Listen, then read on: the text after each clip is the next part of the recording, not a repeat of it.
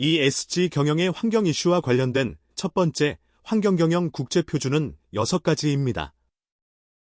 이 중 대표적인 것을 선택한다면 단연 ISO 14001 환경 경영 시스템 표준일 것입니다. 화면에 보이는 7번 그린 화이낸스는 6번째의 온실가스 관리에 있는 이슈를 단어가 주는 느낌이 약간 다른 것 같아 구분했을 뿐입니다. ISO 14001로 대표되는 환경경영 시스템에 대해 먼저 살펴보겠습니다.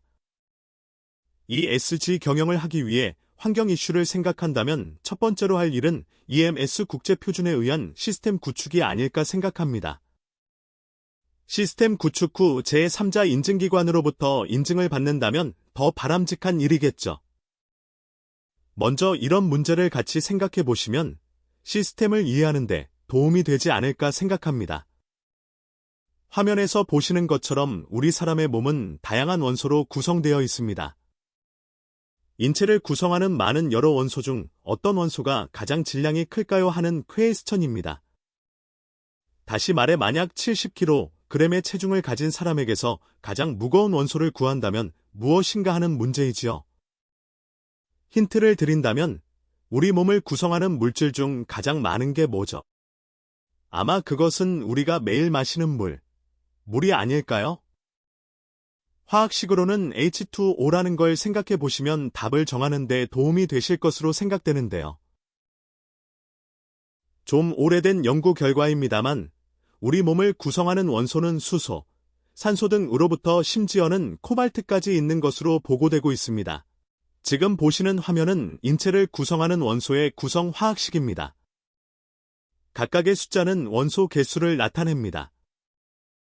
가장 많은 게 수소 H이고 다음으로는 산소 O, 그리고 탄소 C와 질소 N도 보입니다.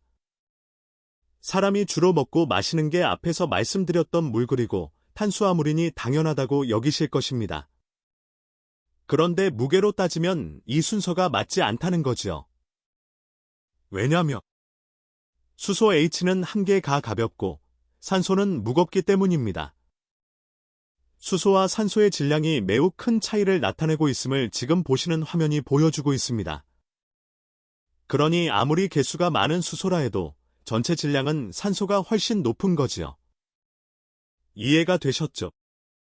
인체에 있는 원소 개수는 여기 나와 있는 숫자에 700조를 곱해야 한다니 진짜 우리 몸에는 많은 개수의 그리고 다양한 원소가 존재한다는 걸 알 수 있습니다. 환경경영 시스템에서 말하는 시스템을 말씀드리기 전에 인체 화학식을 설명드리는 게 시스템을 이해하는 데 도움이 되지 않을까 하는 생각에서 먼저 꺼냈습니다. 시스템이 없다든가 시스템이 문제라는 말을 과거에도 들었고 지금도 계속 듣고 있습니다. 심하게 표현하면 매일 이 단어를 듣고 지낸다 해도 과언이 아닐 것입니다. 한 번 더 시스템에 대해 생각해 보시지요. 앞에서 살펴본 인체의 원소 구성을 생각하시면서 우리 인간의 가치를 한번 생각해 보시죠. 성인 남자 70kg을 가정해서 말이지요. 말씀드리기 좀 이상합니다만 우리 몸에 있는 원소를 가지고 제품을 만드는 것으로 가정해 봅시다. 어디까지나 가정입니다. 연필을 만드는 탄소와도 같은 원료라고 볼 수 있고 거품나는 비누 그리고 철분으로는 못도 만들고 원소 기호 알파벳 P라고 표현되는 인으로는 불을 켜는 성냥개비 원료와 연계시킬 수 있는 거죠. 진짜 이 모든 것의 경제적 가치는 얼마일까요? 보다 더 적절한 사례로 설명을 드리지 못해 죄송합니다. 레벨 1, 즉 1차원에서 사람을 아무것도 안 하는 그대로 머물러 있는 정태적 존재만으로 인간의 가치를 판단할 수 있는 것은 아니라는데 모두 동의하실 것입니다. 생각하고 고민을 해서 멋진 아이디어를 만들어내고 빙상 경기의 쇼트트랙 운동 선수들처럼 우리 몸의 여러 감각기관과 팔, 다리, 근육 그리고 눈의 시야 능력을 활용하여 앞과 뒤 또한 옆으로 달리는 선수들을 보면서 속도와 거리를 유지하는 컨트롤 능력, 그것뿐만이 아니죠. 실험실에서 연구하는 분들은 최적의 해법을 찾는 과학자라고 말할 수 있겠습니다. 그림을 그리는 화가, 그리고 좋은 음악을 만드는 작곡가, 이런 분들의 활동 가치를 돈으로 계산한다는 것은 분명 한계가 있을 것입니다. 그 가치는 쉽게 헤아릴 수 없는 거죠. 인체를 구성하는 여러 시스템 요소들을 적절히 조합하고 유기적 관계를 설정하는 능력, 대단하지 않습니까? 바로 시스템이 갖고 있는 힘이라고 생각합니다. 놀랄만한 결과를 만들어내는 것, 참으로 멋진 일입니다. 여러 신체적 기관들이 유기적인 협동을 통해 플러스 알파 이상의 부가가치를 만들어내는 일 말이지요. 시스템도 매우 다양하다는 것을 이 슬라이드는 보여주고 있습니다. 시스템이 모여져 더 큰 시스템을 만들기도 하고 하나하나의 작은 시스템은 프로세스라는 것으로 이루어져 있습니다. 여기서 프로세스와 시스템에 대해 잠깐 알아보고 다음으로 넘어가겠습니다. 프로세스가 무엇인가라고 질문하면 대부분 절차 또는 과정이라고 답변합니다. 의미하는 바가 무엇인지 쉽게 우리에게 다가오지 않습니다. 보통 사용하는 말로 표현하면 일하는 것이다. 다시 말해 회사에서 업무하는 것이다 라고 말하는 게 더 나을 것 같습니다. 일을 해서 무엇인가를 만들어내는 것이지요. 즉, 인풋을 가지고 어떤 결과, 아웃풋을 만들어내는 것 아닌가요? 따라서 프로세스의 결과물은 만져볼 수 있는 눈에 보이는 제품이기도 하고 보이지 않는 서비스일 수도 있습니다. 많은 프로세스가 합쳐져 시스템이 되고 그 시스템은 합쳐져 더 큰 시스템을 이룬다는 것은 앞에서 설명드렸습니다. 프로세스는 그 나름으로 독립적이면서도 시스템의 일부로 상호 연계되어 있는 것이지요. 프로세스 쉽게 말해 일하는 것, 업무하는 것 이해가 되셨겠지요. 환경경영 시스템을 설명하기 전에 앞에서 많은 얘기를 드렸군요. ISO 환경경영 시스템 표준은 2024년 현재 2015년에 공표된 버전을 사용하고 있습니다. 2024년 일부 수정된 내용을 보면 첫째 기후변화 대응을 강조하고 있고 셋째로 환경 성과를 보고하는 것 그리고 환경경영에서 리스크뿐 아니라 기회를 파악하여 환경 성과 개선에 활용할 것을 강조하고 있습니다. 이러한 내용은 ESG 이슈에 대한 관심이 증가함에 따라 추가된 것으로 보입니다. ISO 14004 표준은 14001 표준을 이해하기 쉽게 도움을 주기 위해 만들었다고 보시면 됩니다. 좀 더 자세한 설명을 통해 표준을 읽는 사람들의 부담을 덜어준 것이지요. 14004 표준에는 여러 가지 예를 보여주고 있기 때문에 시스템 구축이나 인증받는 데도 유익할 것으로 생각합니다. 또한 14005 표준은 환경경영 시스템을 처음 도입해서 운용하고 지속적으로 유지, 개선하는 단계별로 어떻게 하는 게 효과적인지에 대해 언급하고 있습니다. 14051, 14052 그리고 14053의 세 표준은 MFCA로 알려진 물질 흐름 비용 회계에 관한 내용을 규정하고 있습니다. MFCA의 세 가지 표준은 영양범주의 중요한 한 가지 이슈인 자원 소비와 관련하여 기업이 어떻게 하면 효율적으로 자원을 관리하고 비용 절감을 할 수 있는지에 대해 도움을 주고 있습니다. 초콜릿을 만드는 공장의 경우 코코아, 설탕, 우유 등 구매하는 원부자재 투입되는 모든 자원을 파악하여 라이프 사이클 단계별로 사용 자원의 양뿐만 아니라 생산 중 손실되는 비용을 포함한 코스트를 추적할 수 있게 도움을 줍니다. 원재료 구입비와 불량품의 경우 손실비용 그리고 폐기물 처리비도 계산 분석할 수 있게 하고 최종적으로는 어느 단계에서 자원 낭비가 있는지를 파악함으로써 자원 낭비를 줄이게 되고 결국 비용도 적게 나가는 개선 기회로 이어지게 될 것을 의도하고 있습니다. 지금까지 207 환경경영기술위원회 제1분과 주제인 환경경영 시스템 관련 표준 전체에 대해 개략적으로 살펴보았습니다. 이 중에서 ISO 14001 EMS 표준에 대해 좀 더 생각해 보겠습니다. 이 그림은 14001 표준의 기본 틀을 보여줍니다. 가운데에 리더십이 있죠? 리더십은 한마디로 갈 길을 말합니다. 그리고 모든 경영 시스템 매니지먼트 시스템의 순환 사이클인 PDCA를 볼 수 있습니다. P 계획을 세우고, D 계획한 것을 실행하고, C 체크 즉 계획대로 실행했는지 점검하고, 마지막 A 액트로 반성해서 다음에는 더 잘 해보려고 하는 것이지요.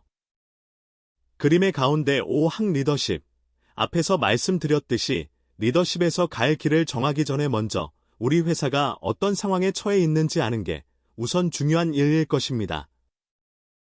따라서 5항 리더십에 앞서 4항 조직 상황은 이에 대해 규정하고 있습니다. 모든 환경 경영 시스템의 출발은 너 자신을 알라라는 데에서부터 출발하는 거죠. 4항 조직 상황과 관련하여서는 먼저 회사가 처한 내부 이슈 및 외부 이슈를 파악하고 두 번째로는 우리 회사의 이해관계자가 누구인지를 파악하는 일입니다. 이해관계자가 누구인지 파악되었으면 그 이해 관계자들이 어떠한 니즈를 갖고 있고 기대사항도 무엇인지 파악하는 일이겠죠. 마지막으로는 환경경영 시스템을 우리 사업장 중 어떤 사업부문 어떤 공장에 적용할지를 정하는 적용 범위를 확정하는 일이 뒤따라야 할 것입니다. 세 번째로는 기획하는 일입니다. 상황 파악도 되었고 갈 길을 정했다면 우리 회사의 리스크가 무엇이고 기회로 삼을 게 무엇인지를 철저하게 의도적으로 기획하는 것입니다. 기획은 철저하게 그리고 아주 의도적으로 기획하는 것이라고 생각합니다. 실행의 두 단계에서는 지원, 즉 서포트를 하는 것입니다. 서포트란 말 그대로 일이 잘 되도록 돕는 거죠. 월급도 주고 교육도 시키고 시간도 걸려야 하니 기다리기도 하고 컴퓨터도 사주고 출장도 보내주고 등등 지원을 잘 해줘야 신나서 일을 하겠죠. 기획 다음으로는 오퍼레이션, 다시 말해 본격적으로 운용을 하는 단계입니다. 여기에는 실제 운용하는 과정에서 발생하는 현재의 비상사태에 대한 대응과 아직 그런 비상사태는 아니지만 사전에 대비하는 것 모두가 포함된다고 볼 수 있습니다. 성과 평가 단계에서는 지금까지 진행되어 온 것이 잘 되어 온 것인지 점검하는 것입니다. 마치 햄버거 주문하고 난 후 내 주문이 맞게 된 것인지 확인, 영어 표현으로는 체크하는 단계입니다. 처음에 계획한 대로 실행되었는지가 체크 단계에서 이루어집니다. 구체적으로는 모니터링을 하는 일, 측정하고 분석 및 평가하는 일에서부터 환경경영 시스템 전체가 잘 유지되는지 자체 반성하는 내부 심사와 회사 간부들이 참석하는 회의를 통해 경영검토를 실행하는 것이 이에 해당합니다. 총 7가지 경영 시스템 요구사항 중 마지막 10번 항목 개선하는 단계가 되겠습니다. 그동안 시행해 온 결과로부터 나온 피드백을 통해 다음 단계의 PDCA 사이클로 환경경영 시스템을 가동시킬 때는 지금까지 해온 것보다 개선된 한 단계 업그레이드된 수준에서 추진하겠다는 것입니다. 지금까지 살펴본 ISO 14001 EMS 표준은 PDCA 사이클에 따라 움직인다는 것을 확인했습니다. 이 같은 PDCA 사이클은 단지 환경 경영에만 해당되는 게 아닙니다. 품질 경영, 안전 보건 경영, 정보 보안 경영, 준법 경영 등 모든 경영 시스템에서 채택하고 있습니다. 따라서 4항 조직 상황에서부터 10항에 이르는 7가지 항목은 다양한 경영 시스템 표준에서 동일한 용어로 사용된다는 점에서 하이 레벨 스트럭처라고도 부릅니다. 쉽게 말해 큰 목차의 단어가 동일하다는 의미이지요. 품질, 환경, 안전보건, 정보보안 등 다양한 경영 부문에 대하여 시스템 요구사항의 목차가 같다는 것은 여러 장점을 제공합니다. 업무 중복을 줄이고 불필요한 문서 부담을 덜게 됨으로써 아주 편리한 모델이라고 평가받고 있습니다. 마치 가정에서 전원을 연결하는 콘센트 플러그가 여기저기 다 불편 없이 끼워 사용할 수 있는 것처럼 말이지요. 플러그인 모델이 갖고 있는 좋은 점입니다. 이 슬라이드와 다음 슬라이드는 ISO 14001 표준의 환경경영 시스템 표준이 어떤 구체적 항목으로 구성되어 있는지를 보여주고 있습니다. 모든 기존 문서가 그러하듯이 이에 앞서 세 번째 항 3점 용어 정의도 중요하게 보아야 할 부분이라고 생각합니다. 14001 표준의 뒷부분에는 부록에 해당하는 부속서가 있습니다. 쉽게 접하지 못했던 생소한 용어이면서도 환경 경영의 가장 중요한 용어인 환경 측면에 대한 설명이 자세히 언급되고 있습니다. 그 외 추가로 준수 의무사항과 조치 계획을 다루고 있습니다. 여기서 환경 측면이란 쉽게 말해 환경적으로 문제되는 것, 그것을 가리키는 것이라고 말할 수 있습니다. 프린터에 들어가는 잉크라는 제품은 자원을 소비한다는 점에서 문제되듯이 회사의 제품, 서비스, 활동이 모두 환경 측면에 해당한다고 볼 수 있습니다. 연습 문제를 통해 어떤 회사의 환경경영 시스템이 ISO 14001 표준의 요구사항에 맞지 않는 부적합에 해당하는지를 같이 생각해 보시겠습니다. 문제에서 보시다시피 이 회사는 25년 전 설립되어 지금은 택배 차량 무려 50대로 전국에 자사 제품을 배달하는 서비스까지 해주는 회사입니다. 30년이 가까워지는 지금 시점에서 회사의 환경 방침을 창립 초기 수정하지 않고 그대로 유지하고 있는 게 이 회사의 현 상황입니다. ISO 14001 시스템 요구사항의 충족 여부에 대한 평가입니다. 여러분들은 어떻게 생각하시는지요? 문제라고 했으니 적합은 아닐 테고 부적합에 해당. 맞습니다. 그러면 KSI ISO 14001 표준의 어떤 조항에 맞지 않는 거죠? 14001 표준의 5.2항은 환경방침에 대해 규정하고 있습니다. 다시 말해 환경방침은 한번 만들어진 후 회사의 상황이 바뀌면 그에 맞게 수정할지를 검토하라고 규정하고 있는 것입니다. 과거에는 없던 택배 차량 50대는 운행 중 대기로 배출되는 온실가스로 인해 지구온난화에 영향을 미칠 것은 명확한 사실입니다. 뿐만 아니라 휘발유 차량 또는 디젤 차량은 재생 불가능한 자원 소비를 하고 있는 현실임도 부정할 수 없습니다. 따라서 차량 50대 운행으로 인한 오염 최소화와 자원 소비를 줄이기 위한 내용이 환경방침에 언급되는 것은 당연한 일일 것입니다. 변화된 회사의 환경 여건에 맞는 환경 방침을 새롭게 변경해야 한다는 사실을 알게 되었기 때문에 이에 따라 적절한 시정 조치를 취하면 될 것입니다.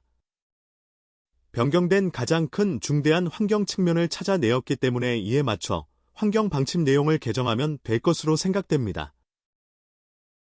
환경 경영 시스템의 PDCA 사이클은 자기 반성을 무한정 계속하는 거라고 표현할 수 있습니다.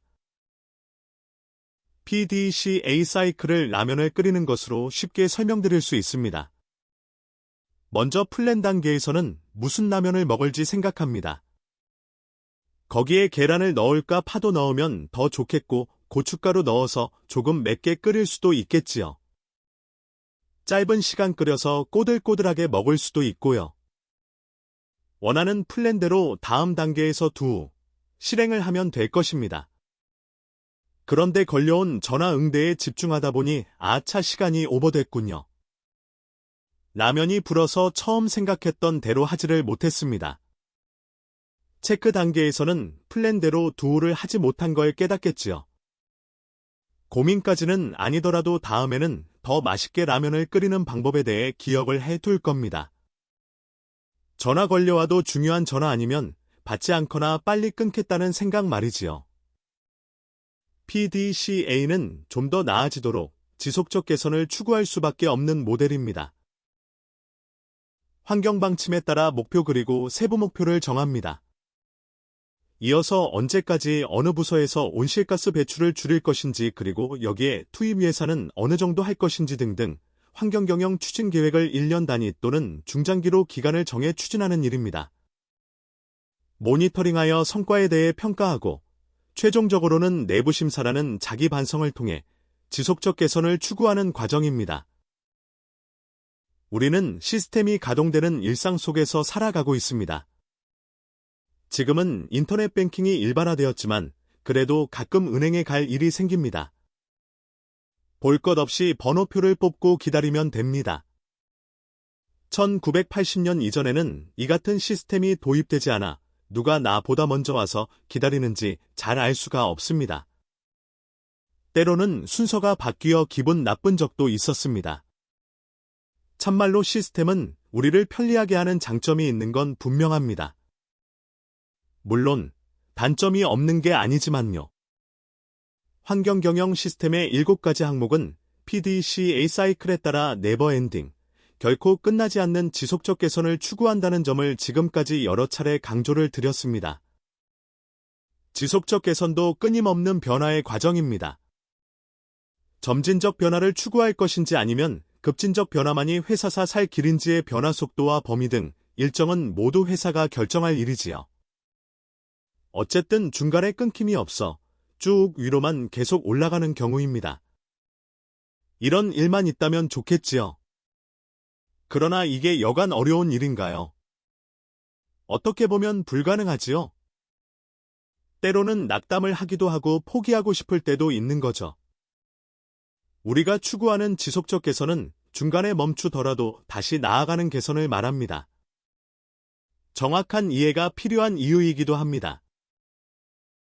지금 잘 되는 회사에서는 변화에 대해 때로는 거부하는 분위기일 수도 있을 겁니다. 충분히 만족한데 무슨 변화를 한다고 반대할 수 있지요. 문제는 주변 상황이 변한다는 거죠. 그동안의 고객이 어느 날 우리 회사를 떠나 경쟁사 제품을 사는 게 비일비재하거든요. 그때서야 변화를 서두르는 건 어쩌면 늦을지 모르죠. 대기업은 관료제 때문에 망하기도 하고 벤처기업의 경우 반대로 관리 부족으로 오래가지 못하는 경우입니다.